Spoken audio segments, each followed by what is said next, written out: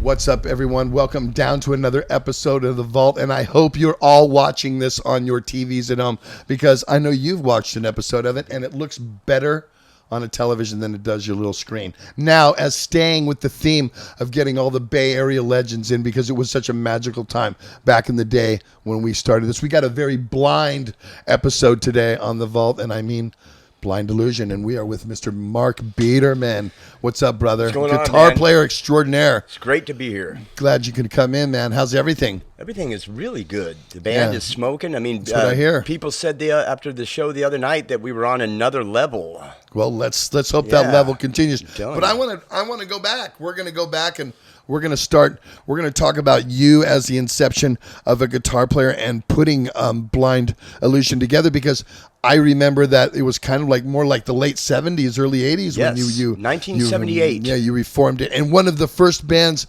that actually kicked ass in the clubs, really, had, you guys were kind of early headliners at that time for being such an underground band.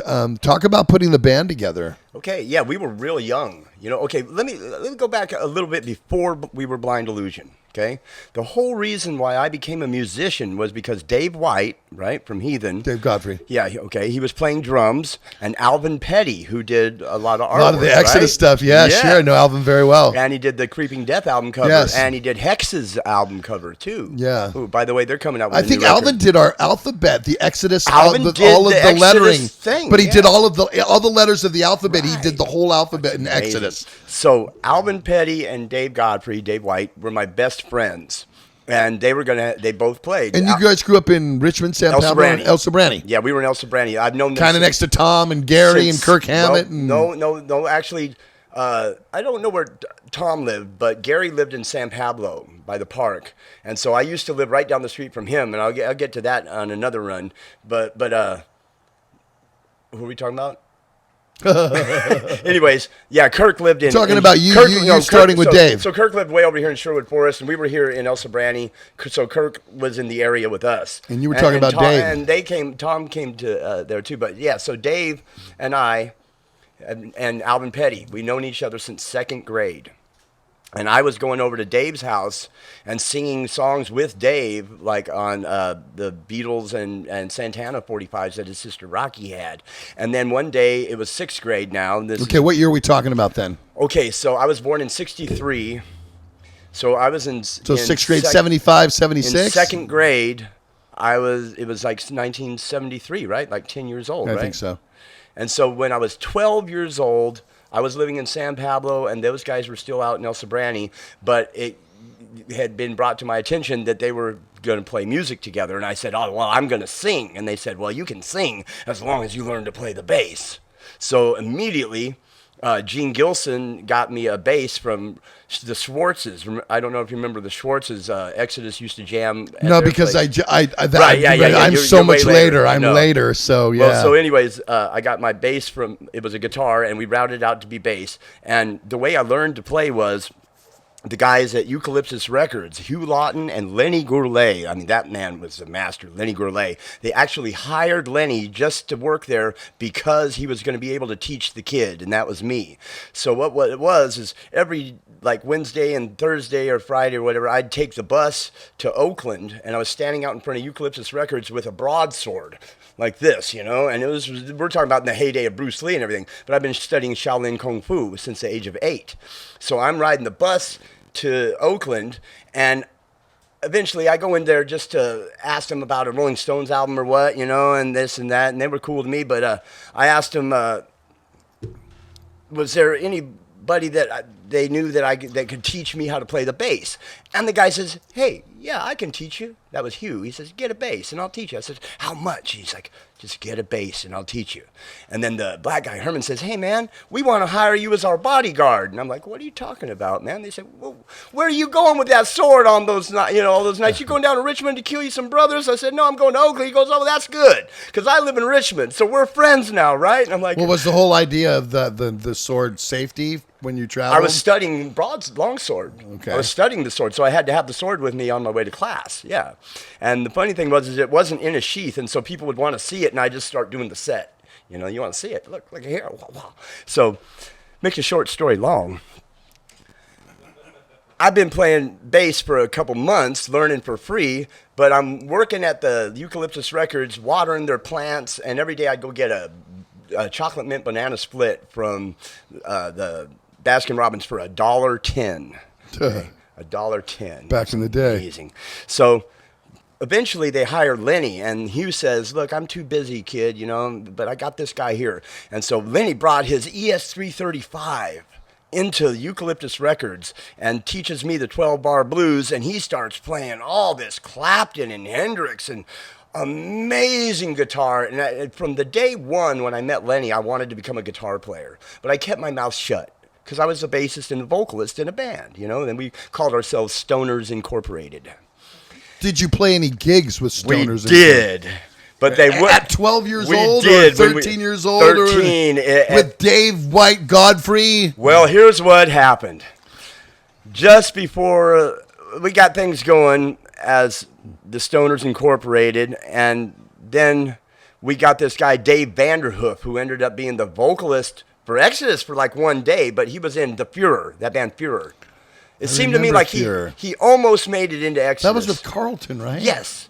So Vanderhoof claimed to play guitar, but he was going to be our rhythm guitar player when he moved into town. And when I learned Honky Tonk Women on guitar from Lenny, just like, hey man, I need to learn this just to teach this guy who's going to be on our band, And so here we go, G, that's a G chord, that's a C chord, I'm used to just playing bass. But now I've got these chords under my belt, and I go to teach him to Dave, and he didn't know how to play guitar. He was lying. So I became the guitar player. And that was that. And how long were you actually playing bass before you? 1 year. So you did. So by playing bass, you got kind of limbered your fingers up and at least could play notes, because bass is actually being a lead guitar player, if anything. Exactly. So that would kind of, I guess, and especially your stretch. Strengthening and finger dexterity. Sure, exactly. Yes. I guess that would all help. And you know what else it was great? Not being a vocalist looking at it, but, Hey, man, don't short yourself. Because vocalists, when I write a song, I write it from and within the people that I'm playing with. So everything is pulled out of us, so don't short yourself. I never short myself. A lot of the music comes right from you. I am standing up. Coming back to this Dave White thing, eventually there was this drummer, Brett Hearn. So this would have been 8th grade now. 8th grade. And Brett Hearn and Dave Godfrey had a thing going on. I always say White because they had a thing going on. So guess what? We ended up losing Dave as the drummer, and Brett Hearn became the drummer, and bam, we got the gig at the Juan Crespi Junior High talent show. Now, that was a hard gig to get because you had a bunch of brothers doing the break dancing with the strobe light, doing the robot. And they had like 9 of those, right? And they had like... I would have done the robot. Hey, dig this. They let us... They wouldn't let us play. They were trying to keep us from playing. So they said, Stoners Incorporated cannot play. So we changed our name to 10th and Mac. Because that was what Lenny Gourlay was going to have, one of his old bands that was, like he played with Elvin Bishop and people like that. Why 10th and Mac? What's 10th? That's where all the hookers and drug addicts were in Oakland. Oh, 10th and MacArthur. Oh, okay. You didn't say that. Yeah, right. 10th and Mac. Okay, 10th and MacArthur. Now you got the inside track. Okay. So, wow. So when I became the guitar player, immediately I wrote a song called Power Failure, and that was my first song I wrote, and it was progressive. It started off slow and went heavy, and we played that at the talent show. How long was the song? That was like a 4.5-minute song. I mean, it was long. That was long for that time, too. For kids your age. Yes. Because your bubblegum songs, KFRC songs are 2 minutes 10, 2:30 tops, Now, here's the catch. I think the reason they really let us play, because first of all, they wouldn't let Brett Hearn... They put him on suspension the day that we were supposed to do the audition, and they said he can't come. So they tried to do us down at every point, right? But so the drummer for the other band sat in with us, Mark Burke, and I did Jumpin' Jack Flash. We got the gig. Another part of doing the gig, though, and this is how you have to always sell yourself out as a musician. They weren't going to let a rock band play unless if a country band was playing too, because these 2 girls wanted to sing a country song. So we backed them up. We said, we'll back you up, no problem. So what song was it? Let me be there in the morning. Let me be there in your night. Right, Olivia Newton-John. And I was actually singing the low part and playing guitar. And then Wow. then we did when 10th and Mac came out. We had no bass, but Alvin played guitar like kind of bass lines, and I played rhythm, and then I actually played the solo on that one. We were playing After Midnight. Now, why didn't Eric you play Clapton bass version. at least for that show? Because you only had one guitar player. No, because we just decided that like the Doors didn't because have a bass player. I do remember there were bands back in the 70s where they didn't use bands and talent shows that right. didn't use bass players. Nobody played bass. Right. Which, yeah. They played guitar, drums, and they sang, but there was like not a lot of bass players. So we did that, and then Mrs. Ritholtz, the English teacher, was so taken by us that she had us play a 40-minute show on the last day of school at Juan Crespi when they were doing the big tournament day. We were up in the cafeteria, not the cafeteria, but the multipurpose unit, right? The gymnasium, setting up, and we played. Field day. They were doing field day when they do all the events. I remember that. So we played songs, our own songs, but we also played. So we played Power Failure, On the Run Again, Virgin City. Was almost kind of like a punk song, Here we are, these 14-year-old kids singing Virgin City, and then we also played Hotter Than Hell by Kiss. We played, just a bunch of stuff like that. Oh, we even played a song called Lucifer's Christians. And that was like heavy metal for us. I mean, because, I just gotten into Black Sabbath. And I couldn't play any of their stuff yet, but I would soon be doing that. Now, comes to ninth grade. Okay, we got through all that. It was good. Comes to ninth grade, and everybody at De Anza has their clique. They've got the jocks, and they've got They still have that. Yeah, but we had our own musical clique, all of us, but we still didn't all hang out all together all the time, but Tom Hunting was there, and Tim Agnello, who, by the way, this is a Blind Illusion special for you only, Zetro. Tim Agnello was never in Blind Illusion.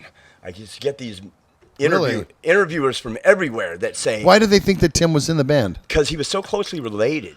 Was he ever in Exodus? Not when I was, and I don't remember. I think he was... Even talking to those guys about, I don't think Jeff Andrews right? and Mike Mong played for guitar for a while from Freaky Executives, but I've never heard Tim. Tim was in Pure as well, wasn't he? Before Gary, I think Tim played with him at a couple of rehearsals, but was never on stage. Yeah, maybe. Never That's stage. deep. Never on stage. See, there you go, Wayne. There's your Exodus trivia question that you can ask. Yeah. Whenever I get. Oh yeah, I've got the Exodus trivia from the early days. See, I wouldn't be able to answer those because I was here in the vault where the vault exists in Dublin. So coming back now to the ninth grade, Les Claypool comes up to me and he says, "Hey man, Kirk Hammett says that you give guitar lessons." I said, "Well, I could give guitar lessons, but you don't want to learn to play the guitar. You want to learn to play the bass because guitarists are dime a dozen, and it's really hard to find a bass player." What year is this, Mark? Now, what year? 1978. 78. Had to be 78. Yeah, and yeah. So he got a bass. Well, first of all, I showed him a couple of things on just a box guitar. We took off this couple of strings, but he came back to me a few months later, and he had a bass. And he said, "My dad got me this bass. I had just got my Les Paul." I said, "You're in the band, and the band is Blind Illusion." And that was Brett Hearn on drums, Les Claypool, and myself. And, yeah. And how long did that inception stay like that? I mean, I know you said you were the only guitar player, but you brought someone else in, didn't you? First, at this point, we were together for 1 year with Les. And what it was Les was learning to play in Blind Illusion. He didn't know anything. So I taught him to go doom-doom, doom-doom, doom-doom, doom-doom, doom-doom. Simple songs like that. And then he eventually came to me and said, "Hey, Crammy," that's what we all called each other by our names backwards. So that was his name from his Crammy. "Hey, Crammy, man, my uncle says that if you're going to be a good bass player, you've got to know jazz. So I'm leaving the band to go pursue a jazz career." I said, "Okay, go ahead." And so then we got Chris Olsen on the bass, and that's when we gelled because he was a real musician already. And he had the low end. He went out and bought. He was a classical guitar player that I knew from Mr. B's class, and we know Mr. B from the Murder in the Front Row movie. When I'm talking in the movie, they put up a picture of Mr. B and Kirk and me because we were all in the same class together, and it was just amazing how they put Mr. B in there. But so Chris Olsen's playing the bass, and we get Dave White on the vocals because he was at a party and he was just singing Boston. And I said, man, if you can sing Boston like that, you could do anything I'm writing. So he came and he joined the band, and that was... So, but no longer playing the drums anymore. He's No. now a singer. Now he's a singer. Now he's a singer. And what year is this, Mark, that he's coming in? 1978. Still, 79. this is all happening 78, Yeah, 79. it all happened like boom, boom, 78. He probably joined the band in 79. Yeah. And is this, that's the unit that started going out playing clubs and Nope, playing? No, they wouldn't let us in the clubs. Really? Yeah, we even went all the way to Modesto because the clubs in Modesto booked us. And when we got there, the first club said, "You're just kids. You can't play." Right. They wouldn't let us in. The next night was, "Oh, sorry, some mix-up or whatever." And then the Olympic Tavern. Man, God bless the Olympic Tavern, because we Where played was that? in Modesto. In Modesto. And that was that lineup now, because this is funny. I apologize, but when we're talking about the band, it jumps back and forth because when you talk about playing a club, that was a ways after, because we were playing the Parks, man. Back with the Chris Olsen and Dave Godfrey, we would play Sequoia Arena up in Oakland with a generator and like 2 other bands and 300 people, man. Like today we decide to have the party and the bikes go running out down the town and bam, there's 300 people there in 2 hours That's time. too much shit for people to do nowadays to be, you know what I mean? They don't look at amazing. it like that anymore, Mark. It's amazing. I mean, I remember just having my Marshall amp out there. You know, I had a Marshall 100 combo. The old combo. Yeah, and the funny thing was I didn't run with a distortion box, right? So I went for the clean and mean sound of it. And I mean, I remember turning it on and going, whoa, and it was like some dude just goes, some old hippie goes, nice tone. And I just knew I was there, you know.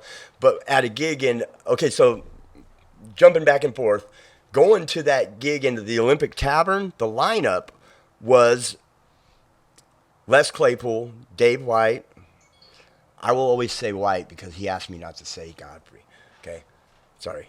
I don't know which one to go. But that was his dad. His stepdad was Godfrey. So, okay. yeah, sorry. You can edit that out if you want, or what. It doesn't matter. You don't have to edit anything. So it was Brett Hearn. We won't. Yeah. So it was Les and Brian Kehoe. Brian Kehoe. That was the first guitar player. love Brian. To answer your question of earlier about didn't we have other players. Brian was the first guitar player to come in after the second demo. Because when we did the first demo at Likewise Studios, and I put some of this stuff for those of you who want to see this, if you just go to YouTube and put Blind Illusion 1979, then the music from the Likewise sessions will come up. Do that. The Cool. video will not be anything from the old days except for a couple of pictures of Alvarado Park. It will be me in my garage going, woo, doing kung fu and stupid stuff with the sword. That might be interesting as well. But there's a death noise on there from 1979 on the YouTube. And Death is Gray and The Watcher and World That's an Illusion and Rockers Unite. All of those from the 1979 session, because what happened was we went to Likewise Studios. This guy came to us, Jack Pfeiffer, and he says, hey, man, you guys are really good. I'm going to put up the money for you to do a demo. Now, this is when it was Dave, Chris, me, and Brett. We were 16 years old. And we go into the Likewise Studios, and he sits us down. And he says, okay, now, this is how it's going to go. I'm the producer. This is Jack talking. I'm the producer, and he's the studio manager. So whatever he says goes, and whatever I tell you guys, you have to do. I said, well, what is that? And he says, well, you have to come in, and you have to do it like this, and you're going to do a scratch track and a snatch track. What's that, you know? Is that for people who don't know how to play or what? You want me to put my... Wait, let me get this right. You want me to play in there with headphones on, with a clean sound on my guitar, while we're getting the drum tracks. How is my drummer going to play rock and roll heavy metal if my guitar is not coming through the way it's supposed to sound? And they're like, yeah, but you don't know what you're doing. I said, okay, hold on a second. I went out to the car that was parked in front of Bullwinkle Land, that guy, Marc Bullwinkle, does all those statues. Yeah, yeah. And I smoked my little joint, and I went back in, and I said, okay, this is how it's going to be. Speaking of joint. Yes, go right ahead. I will. You just keep going, Mark. I said, this is how it's going to be. We're going to play a whole set live the way we play in our room. And then when we feel like we're comfortable, then you can tell us what you want us to do. because nothing was happening. They were making us turn down the guitars. They were making us change the bass sound. It was like, well, there's clickety click on the bass. Well, then handle because it. these people go in there and they don't know heavy metal and they don't know what's here in for you. Yeah. Oh, those tempos are too fast. You know, they don't. They're just studio monkeys who run the studio, who've never seen anything. Especially, it's a new form of music. Basically, it's the very first inception of it. So that's probably where all of that came from with those guys. Exactly. You know? So what I usually do when I want to really get everybody's attention is I do the thing where I stand on one foot with my foot over my head, and I said, "Now here's how we're going to do it." You know, do my kung fu, right? Like we're down to fisticuffs now, Jack. You know, I'll show it to you later in a minute. I was standing on one foot, and I says, "Here's how we're going to do it. We're going to do the one set live, and then we'll do whatever you want." So we played 9 songs, our whole set. You know, it was Watcher, World That's an Illusion, Death Noise, Death Is Grey, Kamikaze. You know, all this, 2 of the songs that were on the first album. Yeah, we did those when we were 16, 15 years old, man. But so nonetheless. They said, okay, we want you to do Who Am I and The Watcher, Death Is Grey, and whatever else, other one, I can't remember, Kamikaze, and with the overdubs. So we started doing that, and guess what? They ran out of money. So the studio? No, our manager who was putting out the money, Jack Pfeiffer, and now he wants us to pay the rest of the money, and we're like, dude, we're 16, man, you know? Ain't got no money. Any money we get's going to buy us a little sack of weed. Exactly. So we get there... Nothing. We got nothing from it, you know. Did you ever get a recording out of it? Did you ever because when Harold O joined Blind Illusion, he said, "Mark, why don't you take all of your master tapes and take them into the studio and have them transferred to disc?" I said, "Well, can you do it for me?" Him and Sire, Eric Cruz, man, the drummer, and him took my whole catalog in because I said, I'm going to be shaking. You know, I will ruin it. When did he do this, Mark? He did this like 4 years ago. 4 years ago. Yeah. So like 5 years ago. Because I was like, I was like, you jumped kind of far ahead. I'm like, wait a minute. Well, this is I don't remember Harold being in the band this before. This is the deal. The 1979 demo was lost until Harold took the tracks in and had them transferred to Pro Tools, gave them back to me. I went on the computer and I mixed it. The stuff that we had all the tracks laid down, but we had ran out of money. So I did that on my own. I did all the mixing and everything. But was it ever released beforehand? No. It wasn't. It was lost. It was lost. It was in my mom's room on a Ampex reel-to-reel, you know? And so some of it got warbly here and there, but they cleaned it up real good. Man. Well, talk about getting into the clubs now. Talk about when you guys started going into and started playing in the clubs. What happens is we're kicking ass. Excuse my language. You can say all any over the place. Fucking thing you want here. God, great God! Yeah, I am the god of hellfire. I have Baphomet sitting right there. And a dead baby. So look at it. I got all kinds of shit. I never looked to see who was watching my back, but I'm okay with it now. So, yeah, what it was, we'd been playing all those gigs. Like, we'd play with Exodus down in San Jose at a Veterans Hall, and we'd play Montera Bay with Exodus, and we'd play all over the place. I remember one of the first gigs was Legacy, was at the Mabuhay Gardens, was Blind Illusion, Possessed, and Legacy. Remember that gig? Yes. At the Mabuhay Gardens, probably 83. No, I don't remember that. At the Mabuhay Gardens? Yeah, Mabuhay Gardens, 83. Yeah. I was lying to you. I don't remember that gig. Amazing, yeah. It's great. So coming back into getting into the clubs, it was the band Aftermath. Now, Aftermath were older than Exodus and all of us. They were like Hell's Angels guys, man, and they were like, I mean, Mike Turner was just amazing. You just looked like you should have been in Leonard Skinner, you know? I don't remember Aftermath. Right. No, I don't remember Well, that. they were on the Eastern Front album. Oh, they were? Yeah, they had a song, Win, Lose, or Draw. Oh, I remember seeing that name now that you say that. And it was, you're going to go back and listen to it, and you're going to go, wow, these guys were like Leonard Skinner meets, Led Zeppelin or something, you know? But so anyways, those guys got us into the Keystone Berkeley back in the days when Bill Badacare was running the place and Brian was at the door. Big Brian. Big Brian. He's actually in the movie for a second. What year are we talking now, Mark? 1983. It's 83 now. Yeah, had to be 83. Yeah, because that's kind of the golden era of Keystone Berkeley and the Stone in San Francisco and Keystone Palo Alto and Ruthie's Inn. That's when it really started to gel hard. Yeah. So we had a following back Yeah, you then. guys had a great following. I remember that. Aftermath had a decent following. So the place was good and packed. And that was when Scott Burke, who became Exodus he was our road manager for many years. He became our manager at that point. And he said, R.I.P. Scott, he just passed away about 2 months ago. Who did? Scott did. You got to be kidding me. No, we'll talk about that off. Peace, Scott. We'll talk about that. So nonetheless, there we were in the clubs, and we were like, how old was I in 83? 20. So I was still underage. And they would serve us some beer. We'd get a couple pictures backstage, and Bill says, don't let anybody see you drinking these. We only got away with that at Ruthie's. Bill was That great. was where we got away with that at. Well, man, I used to climb that. Remember the pole? Yes. I used to climb the pole during Helter Skelter. Fucking pole. Dude, because of my kung fu, I loved the pole.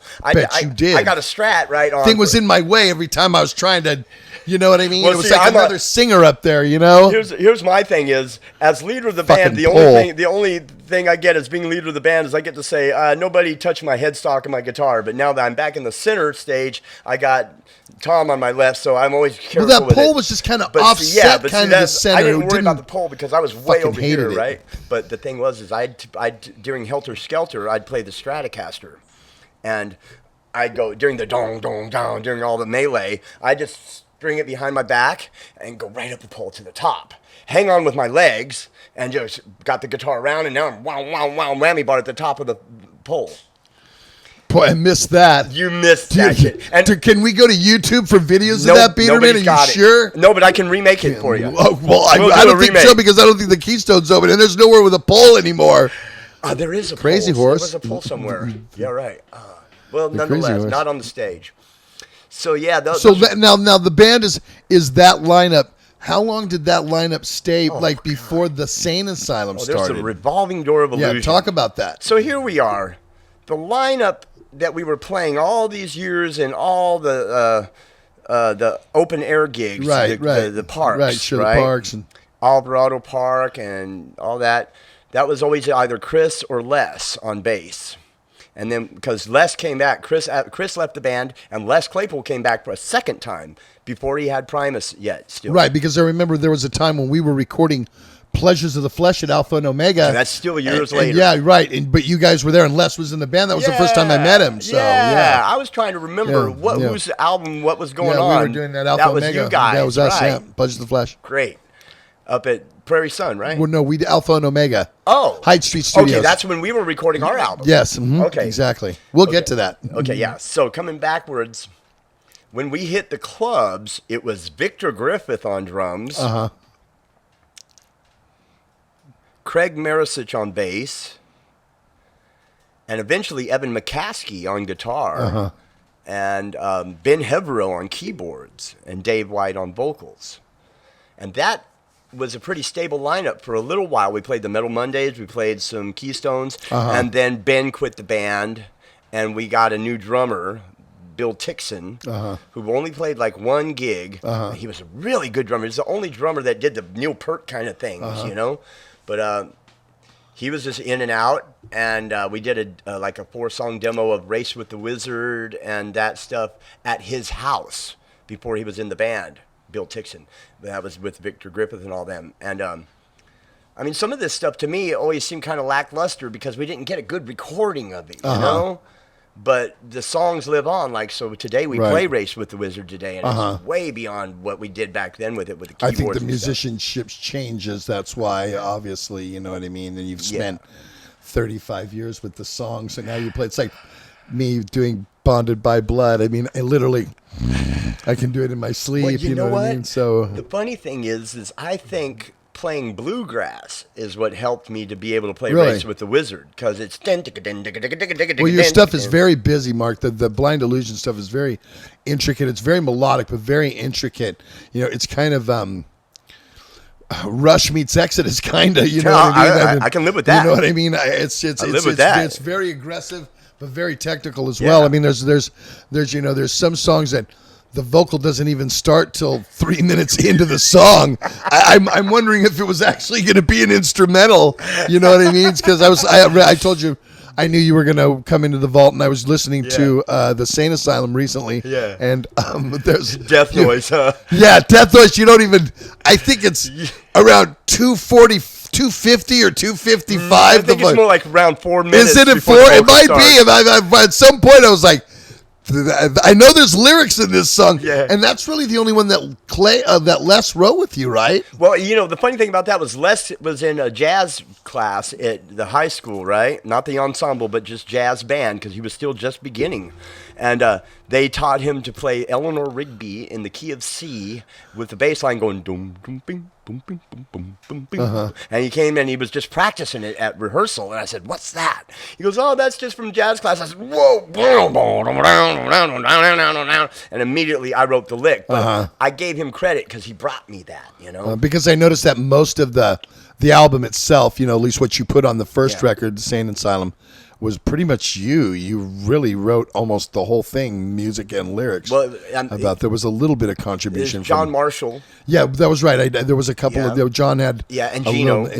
just on on a few of them, Right. though. Well, not most of them. When you're writing a song, if somebody changes one note, they get credit. Well, I agree. Well, Really? to a certain extent, In the melody. I think if they're, if you have the basic nucleus of the song, and then Right.